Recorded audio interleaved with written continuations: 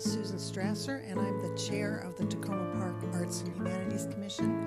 And I'm delighted to welcome you to the second of our Humanities lecture series, which is in turn part of the Takoma Park Arts and Humanities Commission's We Are Takoma program. Every week and sometimes twice a week, we have all kinds of programming. These humanities lectures, we have poetry, we have performing arts, we have films. There's a leaflet outside for this. If you want to pick one up, then you can see it. The next two performances that I want to draw your attention to are this Saturday, October 3rd, at 4 o'clock. There will be a kind of family performance, a bilingual interactive musical program called Cri Cri, El Grito Cantor. My Spanish is not very good, but it means the singing cricket. And on Thursday, October 8th, a week from tonight, there will be a film, Join Hands, The Life and Art of Matt Sessow. Again, you can find descriptions of these on our pamphlet, the We Are Takoma pamphlet. Also outside, you can see another pamphlet, which our speakers tonight, Peter Jones and Michael Stein, have kindly provided. It includes biographies of them and some discussion of a home brew recipe, a section about them. So you might want to pick both of these up. And without any further ado, I would like to introduce you to Peter Jones and Michael Stein, whose talk is called Brewing Up History in Washington, D.C.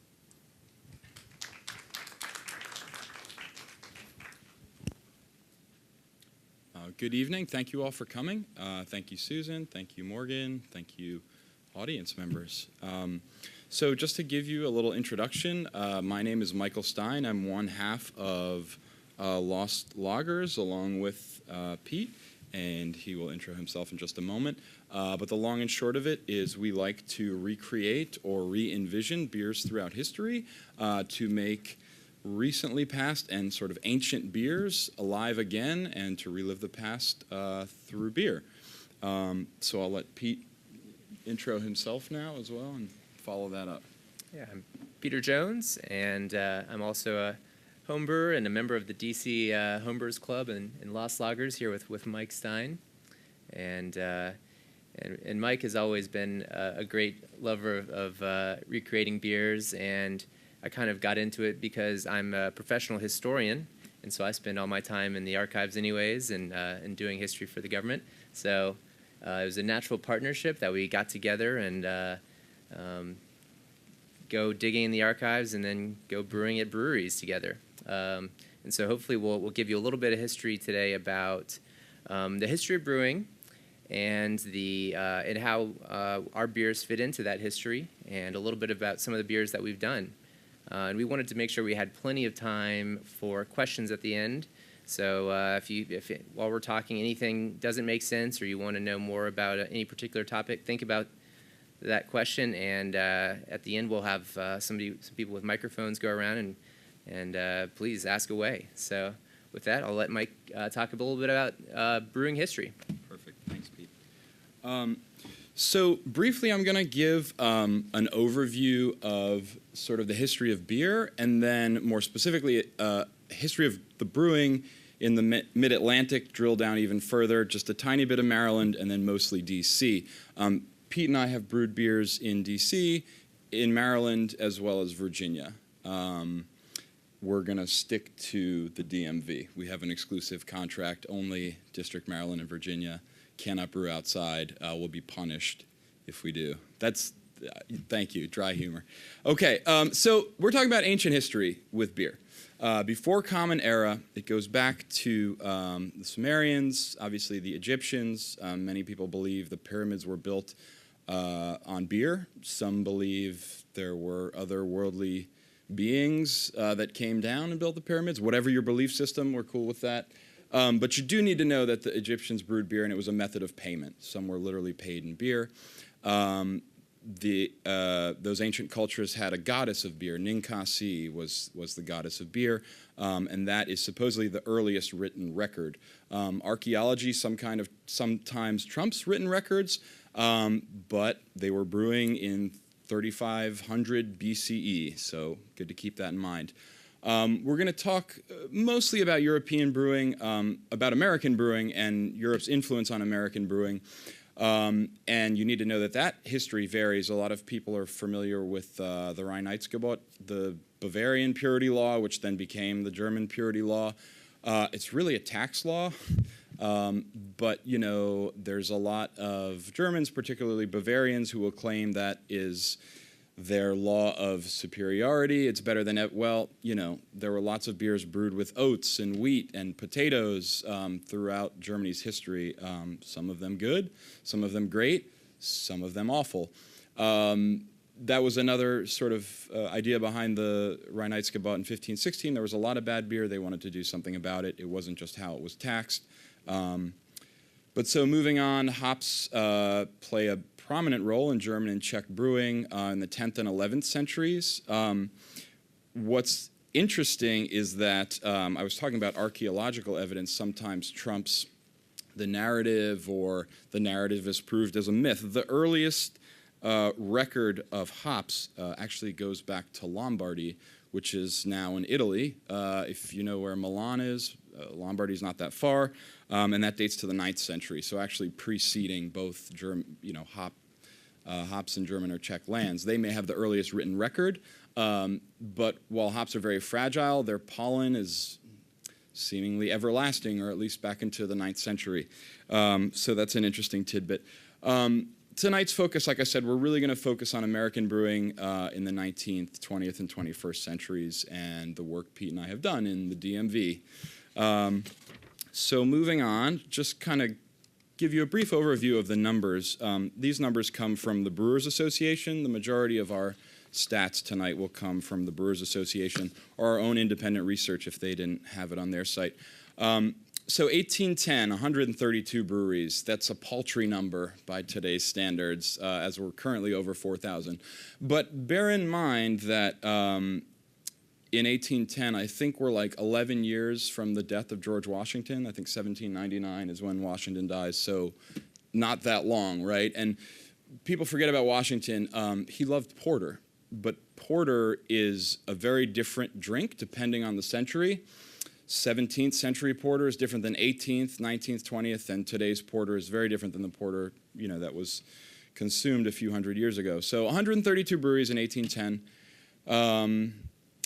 Our ceiling comes in 1873, 4,131, and then today we have over 4,000, so we likely will eclipse the largest number of breweries in America. Just a quick caveat, breweries can be brew pubs, sites where the beer is brewed on premise and served for the clientele at the restaurant, or production breweries where the only thing they cook is beer and it's packaged in kegs and cans or kegs and bottles and shipped out. So you can see the story of the rise of American breweries. It's kind of like this, and then we come back, and then we're kind of riding a wave right now back to having over 4,000 breweries. I like working the 100-year span. So here we have 1911 versus 2011, production stats from DC. 2011, we brewed 1,740 barrels. In 1911, we brewed 286,721, just over 250,000 barrels. 2011 is a significant year because it's the year the DC Brau Brewing Company, where I am the historian, opened, and that was the first production brewery in DC since 1956, when the board of the Christian Heinrich Brewing Company decided to close up shop.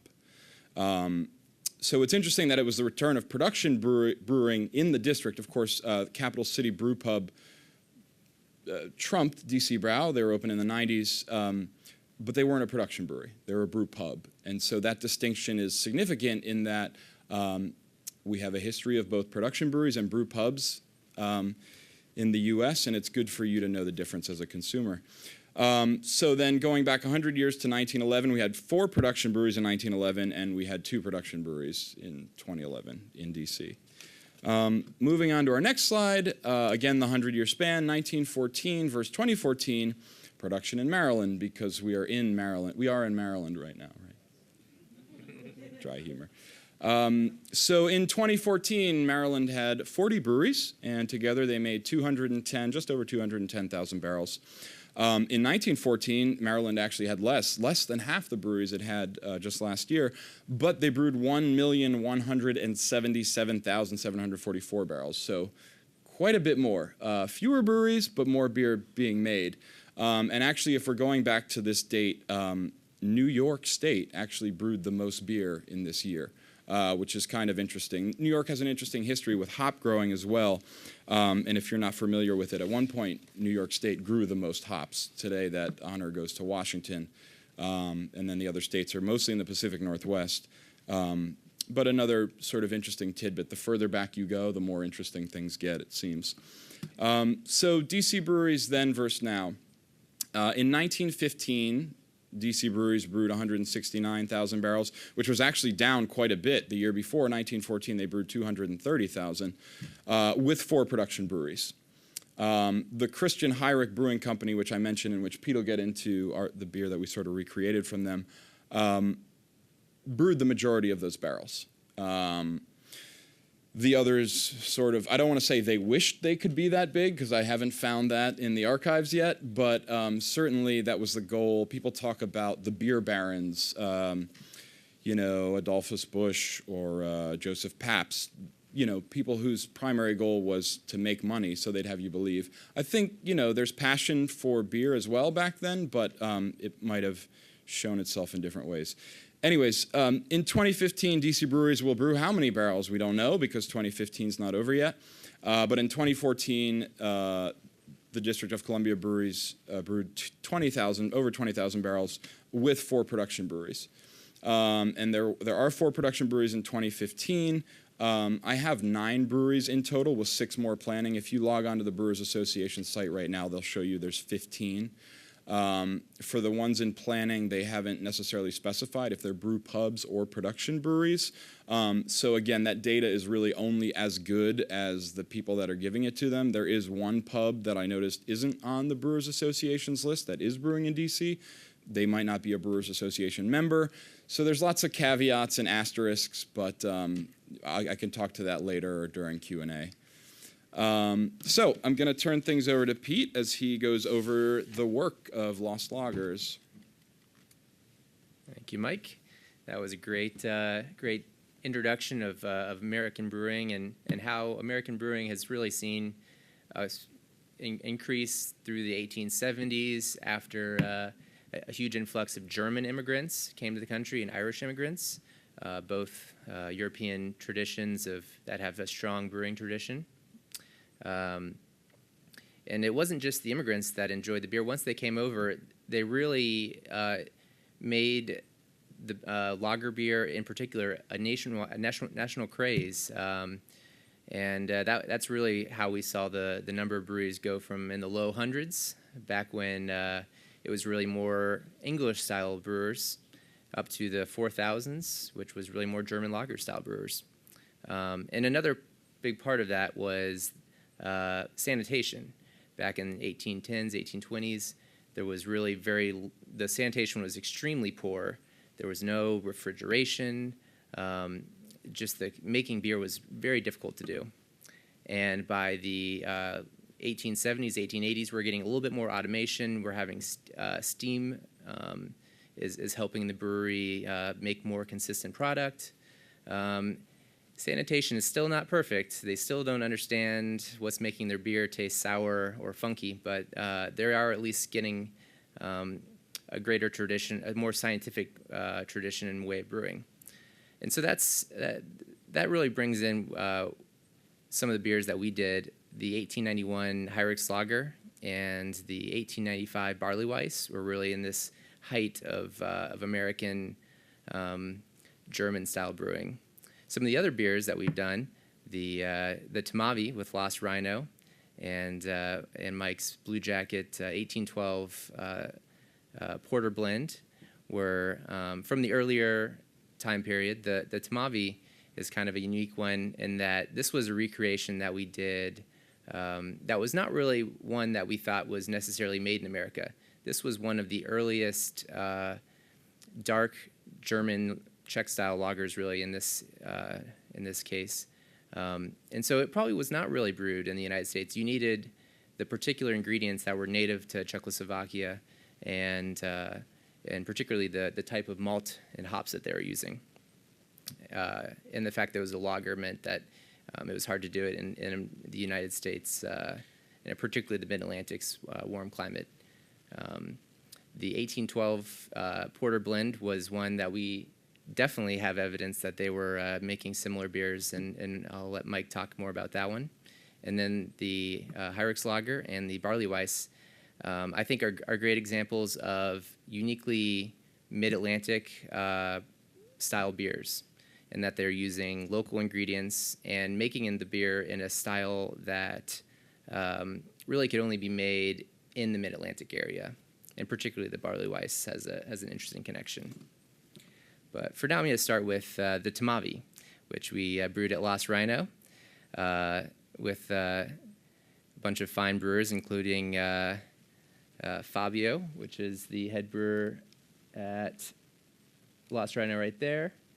I should say, side note, we wanted to call this beer Fabio's Tomavio, but he's too modest a brewer, a fantastic brewer, really, medal-winning, award-winning brewer. But then that was, a mild insult to Fabio and definitely an insult to the Czechs that brew Tomave. So we went with just Lost Rhino Tomavi, but it'll always be the Tomavio in my heart. And so this was just a fun beer that we did. It turned out great. It was a dark beer. It looked very dark, almost porter-like in color, and it did have a really great roast character, malt character, but was very drinkable, not too heavy, and there's some words that we might have used the yeast from a very famous Czech brewery that has not been confirmed nor denied by the brewers. But it might be from the Ufleck brew pub. We can't confirm that. But that was just a fun beer to brew, and certainly the oldest beer that we've recreated to date. I think that's, yeah. So it's a unique sort of older beer in that these sort of dark lagers are just great beers that you don't see as much as you should.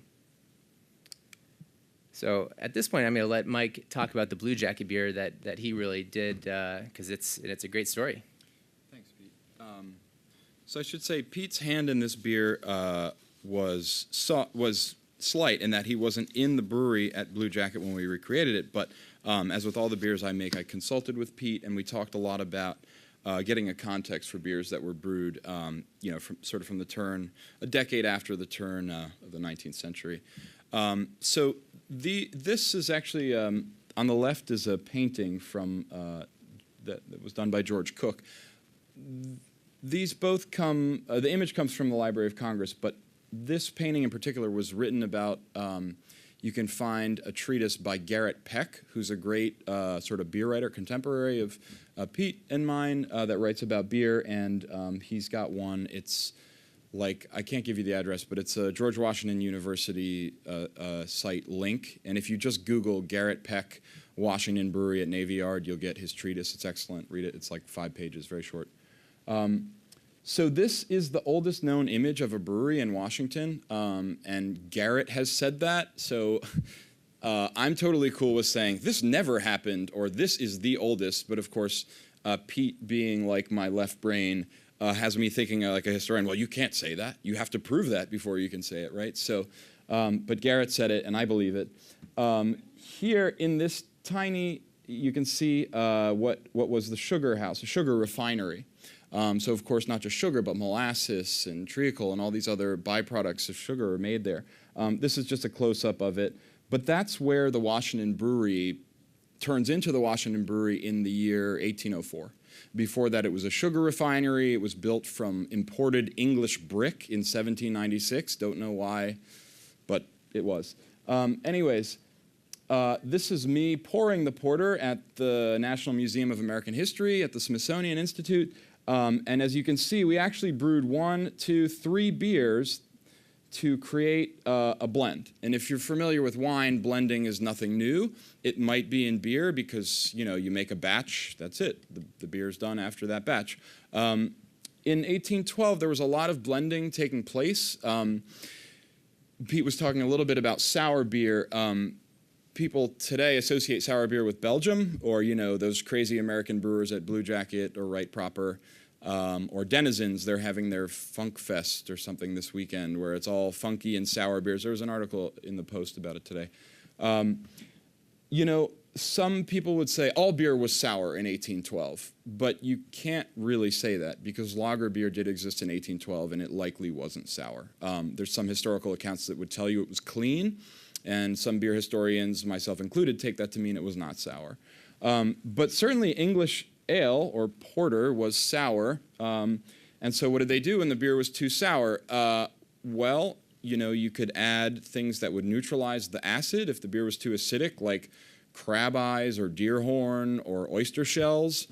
But do you really want that in your beer? So the other thing you could do is take beer that was not yet 12 months old, take a beer that was 1 or 2 months old, and blend them together. And that would take some of the acidity out of the first vatted or sour porter by blending a young porter with it, which is essentially what we did. So Project 1 was a strong ale, a stout brown ale. The second beer was an X ale, so less stout than the first beer. Still a semi-strong brown ale, about 6%. The first one was 8%. And then the third one was table beer, under 3% alcohol by volume beer. So the reason we chose to do those is because while this is a classic example, sometimes you have a recipe in history, sometimes you don't. For the Washington Brewery and Navy Yard in 1812, we didn't, but we did have an ad. We had advertisements. So you can see here, this ad is from 1812. The first beer mentioned is table ale, which is the weakest at $3 for 15 gallons, a half barrel. Dough is just an old way, like ditto. It's an old, right? Strong ale, $4 for a half barrel. And then X ale, the strongest, the most stout of all the beers at $5 per half barrel. And that tax system is actually in place in England at the time as well, which is really interesting because, you know, this is 1812. In 2 years, Washington's going to be burned, or I should say the White House and the sort of government buildings will be burned. And then just a year later, the brewery's being sold. So while there's no mention of porter in this ad, there's 2 mentions of porter in the second and last paragraph, which basically, to me, was proof that they were making porter, or at least they were marketing their brewery as a porter brewery when they were trying to sell it, because maybe that would get you better money. But so, you know, they said sale of a porter brewery, and then porter brewing porter and ale. So we got to take them at their word. It also was helpful in terms of knowing the specifications of the brewery, the last paragraph. Horses, carts, 500 bushels of barley and malt, 2,000 pounds of hops, porter and ale in casks and bottles, a few casks vinegar. Well, why would a brewery have vinegar? They like putting it on French fries? No, because the beer had gone bad. Bad beer has always gone bad historically, and it always will. Obviously, with things like pasteurization or temperature control, we're able to fight that as brewers, but you know, this is just sort of the evidence that Pete and I are looking for when he's in the archive or when we're looking through images or ads. And I'm going to turn it back over to Pete, and he's going to sort of go through the rest of our beers. Thank you, Mike. That was a great example of a DC brewery, pretty much the earliest brewery in DC proper, or at least the earliest that we have a photo of or a painting of. But what I'm going to talk about is really probably the brewery that DC is best known for, best known, largest DC brewery. And this was the Christian Heinrich Brewing Company. I mentioned earlier that this beer that we rebrewed, Heinrich's Lager, was an indigenous Mid-Atlantic beer. And what I mean by that is in England or in Germany, they're using a particular type of malt that we would call two-row.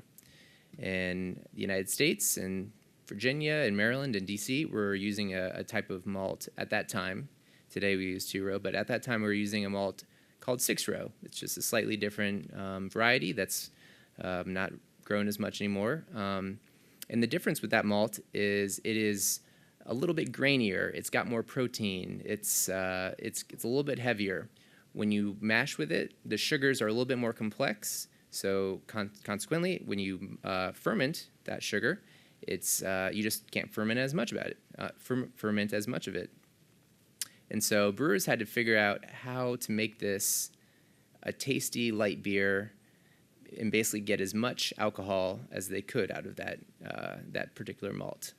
And so their solution, including Christian Heinrich, was to use corn, adjuncts, rice, and this would be a much easier sugar for the yeast to ferment. And so they could ferment that very dry, and it would be a very light, crisp beer that you'd want to drink in the summer.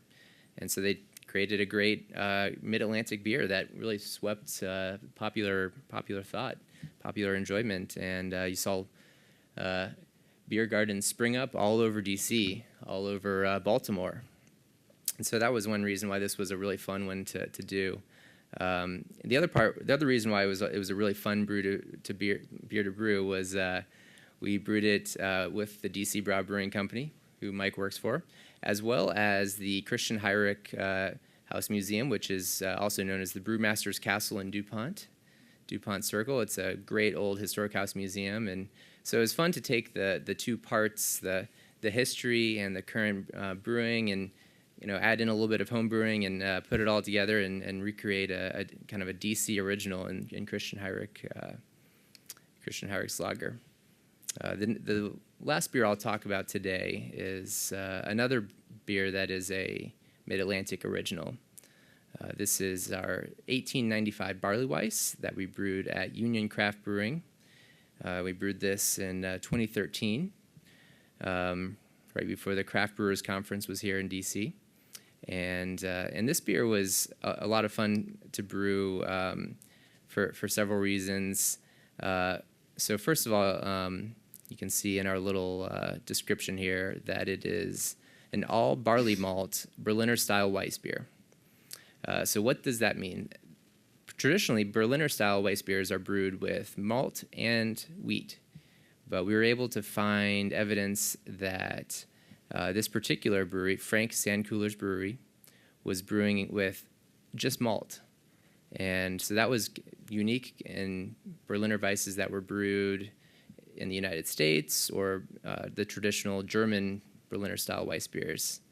And so it was fun to take this beer that they likely didn't have as good of access to wheat to use it, and so they just went ahead and brewed it with all barley over on Brewers Hill in Baltimore.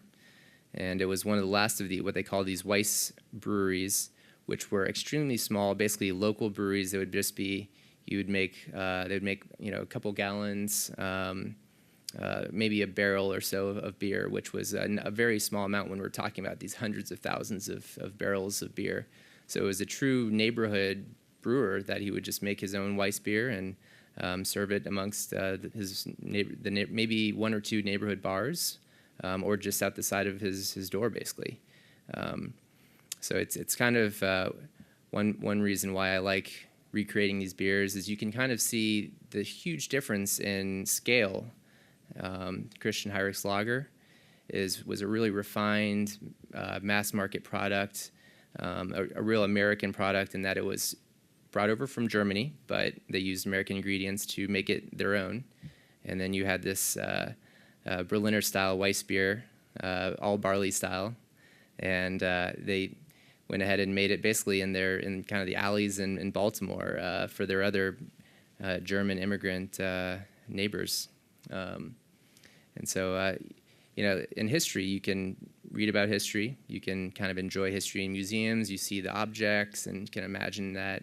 But for me, it's fun to view history by tasting it. And it's just a different way to experience that past and how I create that. So, we wanted to leave a lot of time for questions for everybody. And so please ask away. After we're done here, we'll go out, and Mike has a small book that he's written about some of these beers and other beers that he's done that'll be for sale. And we also heard that anybody who's here can get basically $4 beers after this at Republic, and just talk to this gentleman in the green shirt, and we can go have a beer, not on premises because we were not allowed to serve beer due to liquor laws, and apparently they can't serve beer here on Thursdays, but please join us for a beer afterwards. And please, if you have any questions, you can talk to Morgan. Or Yes, thank you for coming. You said that porter has changed over the centuries. How and why did porter change over the centuries? Sure. Great question. So the question was basically, I don't know if you heard, I said porter's changed over the centuries. How or why has porter changed? So the question was, how or why has porter changed over the centuries? So porter, going back hundreds of years, was around before refrigeration was around.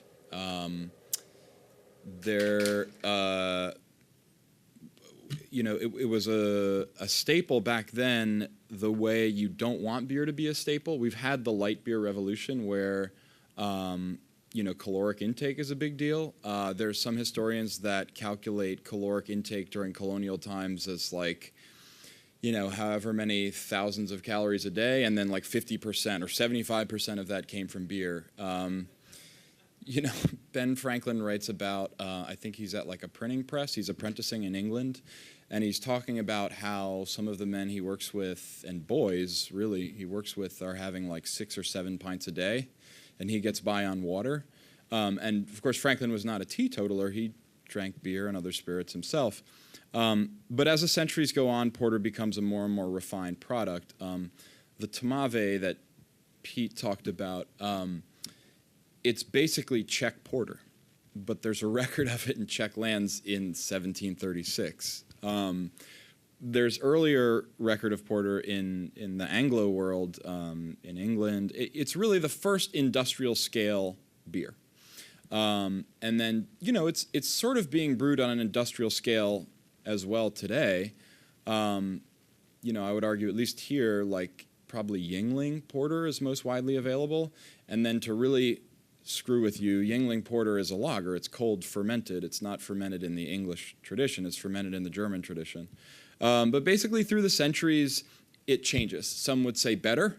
Certainly those that brew a clean porter today would say that. But those who brew sour porter would say, no, it was much better in the 19th century, and it should be mildly tart, a little lactic. There's a long history with Guinness, being a porter brewery before they were a stout brewery, and whether their beer ever tasted sour. It's really funny, for all these historic records, very little is written on taste, what it actually tasted like. It's quite a strange thing. But certainly if you had casks of vinegar and you were trying to brew an extra strong ale, it was probably pretty acidic, pretty acidic. So good, excellent question. I hope I spoke to that. And I'd also add that, like you were saying, it got more refined over history. So as an example of that, and I want to say around 1817, they basically came up with a new way of kilning malt. So prior to that, they could only kiln malt up to a certain level of darkness, essentially. And then after that point, it would lose its power to convert into sugars. Yeah. If I can jump. So one thing about that's really interesting is, we talked about the German purity law. The English outlawed anything other than malt in beer. So, but prior to that point in 1817, they could use molasses or sugar. well, we didn't have that law in colonial America, so we could brew with molasses. And when I brewed this beer with Blue Jacket, we did.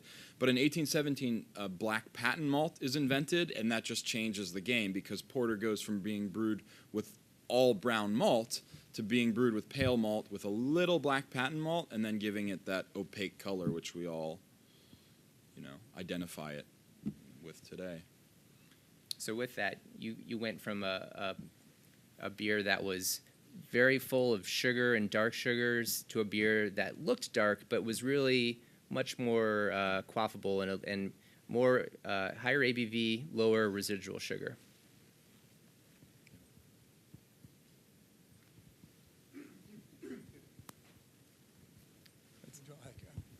You mentioned a couple of these places, like one was on New Jersey. Slide said that one of the breweries is on New Jersey Avenue. Yeah. It said, another you mentioned was on Brewers Hill in Baltimore. Where exactly do you think these, or do you know where these places were? Yeah. We know where the Heinrich Mansion is, but Certainly, and that's why the Heinrich Mansion stands out, because it's still the same building as it was in 1894. A lot of these breweries were razed or were demolished or broken down. I mean, like the Heinrich, so the Heinrich House Museum was Christian Heinrich's residence. His brewery was where the Kennedy Center is now, and we know that because that's one of the most well-known ones.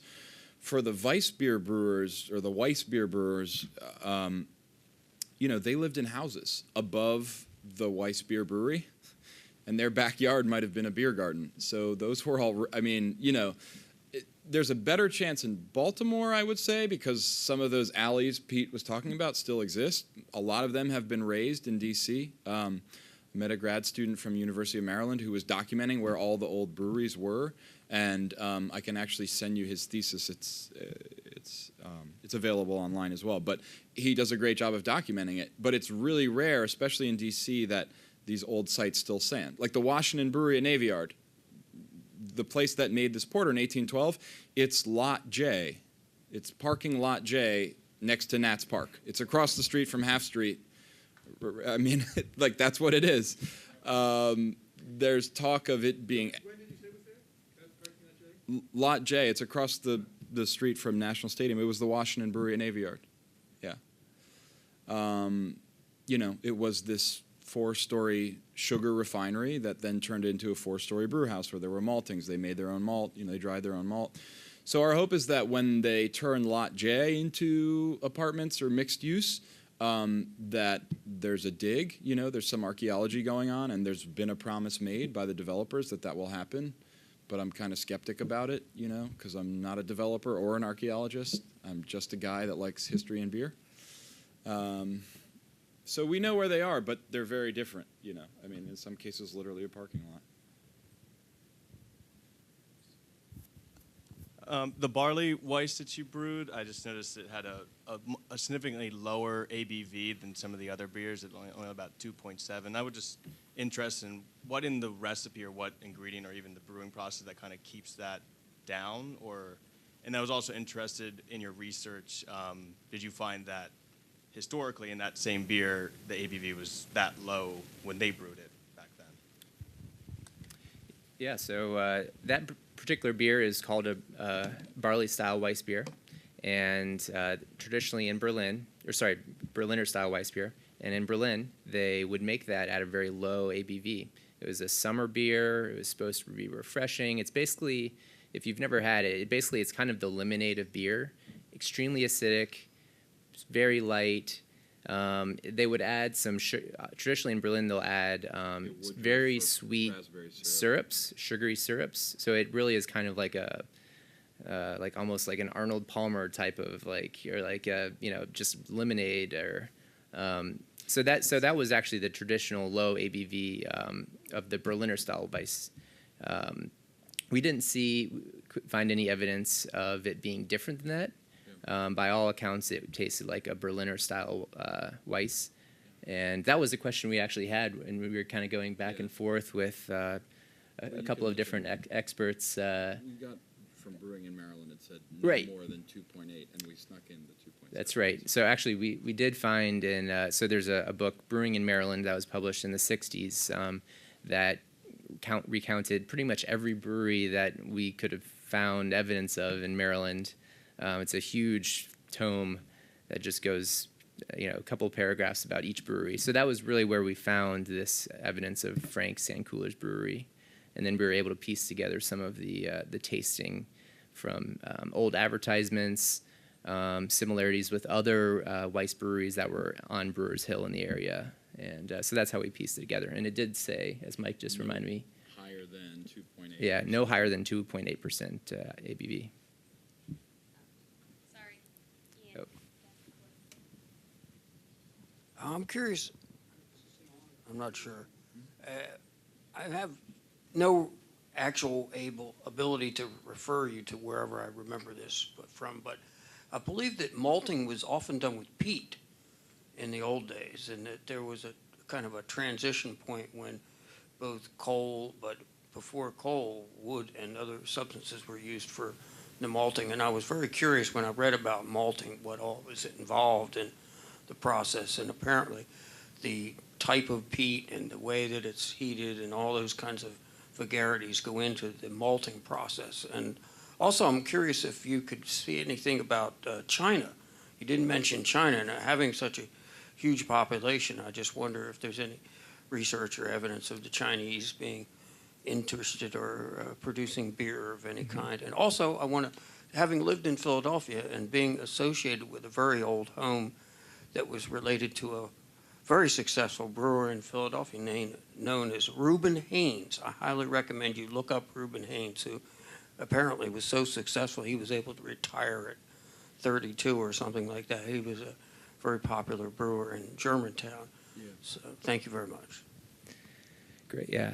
So, I think any brewer who has done this for a little while realizes they're only as good as their malt. And so I think historic brewing and kind of what we do, the next frontier is absolutely malting and learning more about that process. And because that was really kind of where the rubber meets the road, the grains meet the brewery. And Mike, I know you've done a lot looked into that a fair amount. Yeah. So if you want to talk about that. Sure. So that's a really good question. The transition from when malt was smoked, how malt is made. So, of course, there's places still in the world where, Scotland particularly, where, malt is smoked over peat. P-E-A-T, not Pete Jones, my associate here. But it's interesting that around the world, so this is actually, you touched on a big debate with beer historians. Was malt forever smoked, or did there exist? So that would then turn the malt dark, particularly if you used a wood that's more prone to coloring the malt as you smoked it. Or did white malt exist? And we've spoken with several beer historians in the white malt camp that said, yeah, it was just air dried. It was left out in the sun, for 12-hour periods, 3 days in a row, 36 hours, 3 days later, you've got your white malt, and they could have germinated it. Because the thing about malting is you want sugar in the malt. It's actually, what you're doing is you're tricking the malt into thinking it's going to sprout more in the field, but you're actually going to get your greedy hands on it and bring it into the brew house and take that sugar out of it, basically. So there's places in the world where that traditional malting is still used, particularly in northern Germany and Bamberg, where they smoke, they've got an oak smoke malt, which is very pleasant. In Virginia,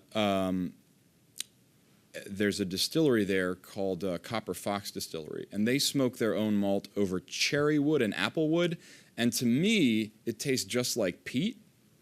And this distillery has started selling this malt to some breweries in the area, but you have to use a very subtle hand when you use it because it completely dominates the beer. Even so, brewers operate under malt bills or mash bills the same way distillers do. And your malt bill might be, 100% barley or 50% barley, 50% wheat. Even a percentage of 10% smoked malt with this cherry and applewood, like, just overpowers that 90% of unsmoked malt that was dried in massive kilns and roasted at a very tame temperature, no peat at all. So there was peat smoked malt in beer historically, and that beer would be radically different than the beer that we drink today. So yeah, it's a really good question and a good point you bring up. Like Pete says, a brewer's only as good as their malt, and there's many ways to make malt. And I'll just say I'll definitely look up Haynes and Reuben Haynes and his prodigiousness in brewing. I know that there's, that sort of like German work ethic was instilled, especially with a lot of immigrants. And Sandcooler, who was this, who brewed this barley Weiss, he was said to never use modern invention. Like, even up until Prohibition, he used horse-drawn carriages. And so he had sons that he brought into the brew house. He actually had 14 children, very prodigious. But, his sons would say, well, Dad, why don't you use a truck? Everybody's got a beer truck. Like, it's 1919. What's going on? And he was like, well, if we get a truck, my horse driver, the 4 carriages will be out of jobs. So, there's all kinds of lore, and sometimes the lore is real, sometimes it's not. I wouldn't doubt that he could retire by 32 because, I'm assuming this was before Prohibition, before 1920. Oh, no, this is 18... Yeah, Victorian times. Right, way before Prohibition. I think it was a little more affordable to retire at 32 back then. I'm assuming, I could be wrong. But, yeah. So I actually just wanted to ask about the taste of the all barley, I guess, Berliner Weiss or American Weiss at that point, right? I wanted to ask how that tasted, if you found any other references to all barley Weiss, or if that was specifically like a DMV region thing. And then, did they use any syrup? Was there any mention or kind of observation of the use of syrup for serving it? Yeah, as far as the beer, we're really fingers crossed hoping Union will rebrew it. We haven't heard that they will or won't, but we hope that they will at some point. And then you'll be able to taste it. But as far as the taste goes, I think Fritz Bream put it best when he described it as a more masculine tasting Berliner Weiss with the all barley as opposed to barley and wheat. And it was just a very interesting description for a beer. But it's a little bit, with the wheat you get more sweetness, and so I think there was, I guess, more of a malt forward character to that compared to most Berliner Weisses, even though it was still only 2.7%, still very, very light. So it was very light because there was only pale malt in it. There was a tiny bit of Vienna malt, which added some malt complexity and depth to it. Like Pete said, this guy Fritz Bream, he's a historic sort of beer historian himself, but he works for a lager beer brewery in Thailand. And I emailed him. We met him in D.C. He was here doing some beer event. And he emailed back and was like, oh, you can certainly use all barley. He said that he had never seen any German recipes that were all barley, but I know Ron Pattison has done a lot of work like that, and maybe he has found.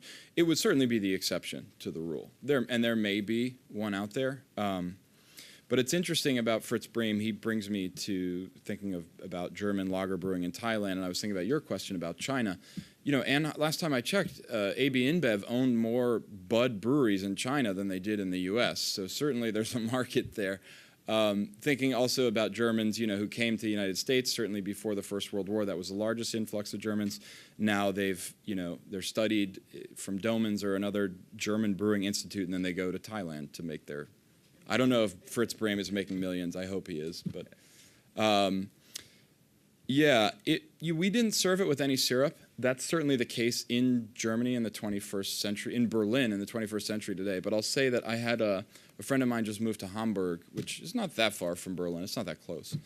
But his fiance is German, and she's been to Berlin and Leipzig. So I poured them some Goza, which is this is a German style of mildly sour ale, light, never more than 5%. If you're under 4, it's nice to find one that's under 4. But poured her an American brewed Goza, and I was like, oh, this is a German beer brewed with salt and coriander, made 30 kilometers from you. And she was like, I've never had this. I've never heard of this. And then as we proceeded through German beers throughout the night, I was like, and this is Bock beer. And she was like, Bock beer, Puck beer. And I was like, yeah. I was like, why is it called that? And she was completely unfamiliar with the American origin story of why we call Bock beer. The northern Germans brought it to Bavaria, but the Bavarians spoke this, hard to decipher German. She agreed that there's a Bavarian accent, but so I think that a lot of the mythology and legends behind these are very interesting. We found a Baltimore brewer that used all barley. Due to this text, Brewing in Maryland, he said, sand cooler only brewed with barley. At one point in time, he didn't have barley. So he borrowed some wheat or bought some wheat from the Globe Brewery that made Arrow beer, famous beer throughout Maryland. But the beer that came out was too turbid. The resulting beer wasn't clear enough. And we were like, okay. So, it was clear. It was an all barley beer that was clear. And most Berliner style Weiss you see today is pretty cloudy. So it was definitely unique to Baltimore. I mean, there's other ones that claim a Baltimore original, but this was really a Baltimore original. So I'm curious about the archives, because I'm an archivist and I have a geeky question about where these collections are located, like some of the major ones. And then also, how did you convince some of the Lost Rhino and DC Brau to hire a beer historian? Is that a common position in some of these craft breweries now? The short answer is no. I am the historian at DC Brau, but I'm also, on events and marketing. I'm the tour guide. I give tours on Saturday. But archives, the only two places we could get brewing in Maryland were through University Library as a grad student at George Mason at the time, and the Library of Congress. Pete made the trip there. I'll let you speak to archives because. Yeah, and you might talk about the Heinrich collection that you used at Museum of American History. Yeah, so for Heinrich's lager, the Smithsonian had a bunch of essentially receipts. They were sales orders, things that he bought. And I think in archives today, a lot of times people don't know what they have. The New York Public like those figures from the numbers are trade publications that the New York Public Library just put online. If it were, I was going to say 10 years ago, but 5 or 2 years ago, I would have had to go to New York to find those, I mean, I could have looked up through their catalog and found that they indeed had them, but it's so much easier to do research, in your sweatpants, holding a bottle for your baby. I mean, you have lives, right? Everybody has to do what they have to do, so, yeah. But I would urge that if you do have some beer-related archives, please let us know, by all means. I still, even in the 21st century, it's word of mouth sometimes is the best way. Yeah, like Mike said, the internet has revolutionized this, and particularly Google Books, because we're looking at everything that's pre-1923. 1923 is right in the middle of Prohibition, so before that, pre-Prohibition, that's perfect for us. And so we can find basically every famous brewing manual, just various brewing publications, hop farmer publications, maltsters publications. And so we can kind of use that literature that the brewers themselves were reading manuals to figure out how to brew, and we can see how they did it. And that, that's probably one of the better ways that we're going to find at least their process for brewing. We're still kind of lacking in the how did it taste, what type of malts were they using, what type of hops, but it's really a great way to find out a lot about the past. And finally, I think some of the more famous, as far as archival sources, would be in England, just the way that they tax beer. Pretty much every brewery had to include essentially the gravity of the beer.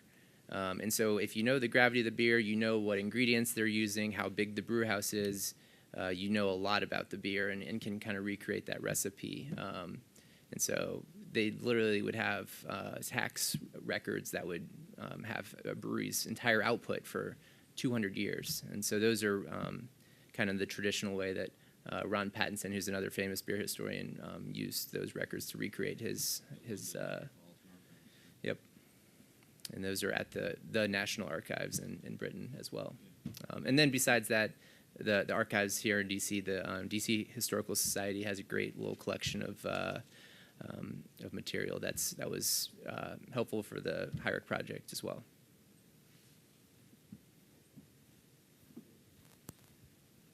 Yeah, thanks for all the questions. Yeah, this is great. Keep it coming. So I'm very interested in your blended beer. That sounds like that was a great project to work on. Did you have any sort of unforeseen challenges in working on that one? And also, are there any other breweries who are working on a similar recreation? Great question. So as far as blending goes and difficulty, I would say the biggest difficulty was finding a brewery that could do it. I knew Blue Jacket had the luxury of letting their beer take as much time as they needed. The project started in, it was like spring of 2014, and then we brewed the first beer in the spring, the next one in October, and then the last one in November or December. So it took all that time. That first beer was just sitting. And for most breweries, as you know, they're like pretty hard pressed for cash, so they need to sell. They need to like move that product out the door, get that money, like sell the beer, get the money. We need those kegs back too, because we own the kegs and we only have so many of them. We're bottled. It's like madness. So the foreseen problem there was like finding a brewery that will take the time. And actually, they filled some bourbon barrels that are still sitting with this beer, which is awesome. So as soon as I find a stage better than the Smithsonian's National Museum of American History, we will release that. I don't know, like where that will be, like the Louvre or like I don't know, MoMA. But in all seriousness, and that's the thing. There's always problems with brewing. I used to think a brewmaster was somebody that wrote this incredible recipe and then executed it immaculately. But now I know, like a master brewer, a true master brewer can take, bad beer and turn it good, or can take good beer and turn it great. That really, there's so much resourcefulness that comes into play in the brew house that you don't realize until you get in.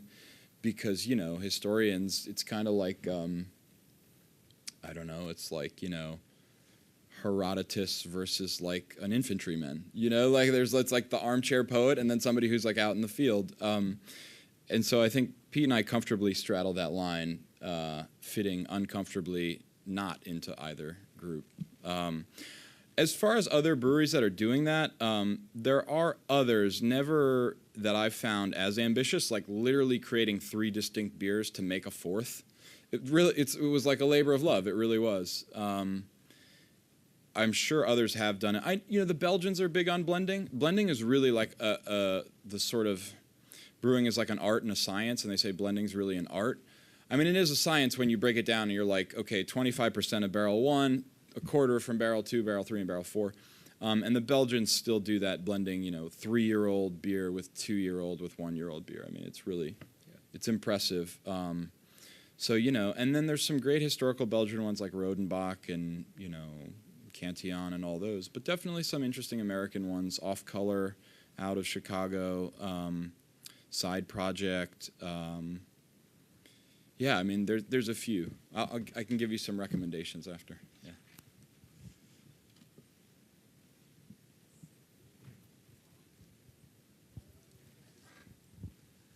Hey, guys.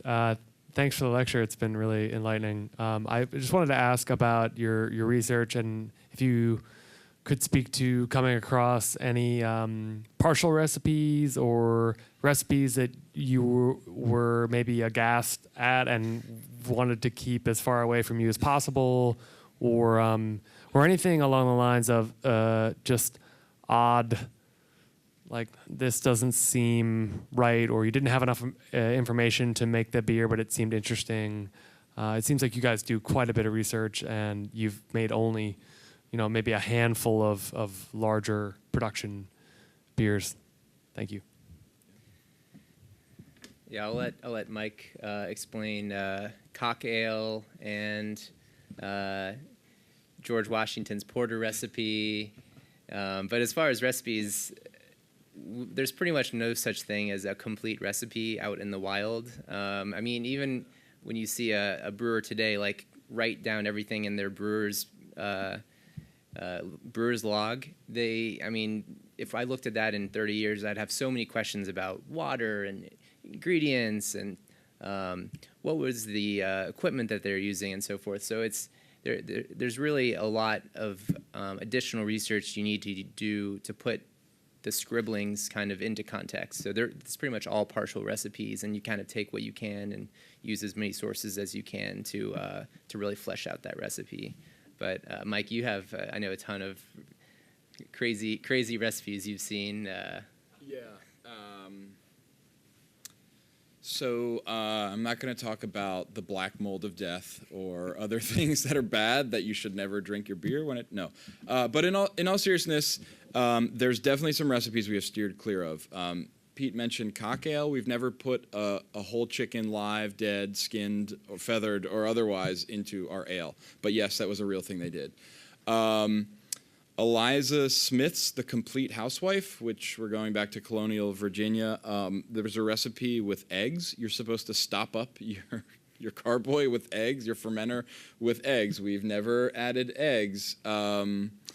I've done some tartaric acid before. That was interesting and quite tart. Like cream of tartar is, I think, how you would mostly be familiar with it. Because there's an extinct beer called Horner beer in Vienna, actually outside of Vienna. But and so it was rumored that this was Mozart's favorite beer. But Mozart really did drink Stiegel beer, and Stiegel makes good sanitary beer that you can buy in D.C. and Maryland, so why not just drink that? There's never a complete recipe out in the wild. That's a really good point. And it's funny to look at Victorian times, especially, like the English brewers. Sometimes they'll write down the weather, like balmy day in London, rain again. It's really funny. It's far from a diary entry, but you can imagine in your head an English brewer I've got to get this down. This was a solid batch of porter. And I haven't seen those in the German records or the records where it's harder or impossible for us to understand the language. Because even if we did speak the language, things are lost in translation or in the centuries. There's some we've steered clear of, and an exact recreation is nearly impossible. You can get close, but there's always some level of difficulty there.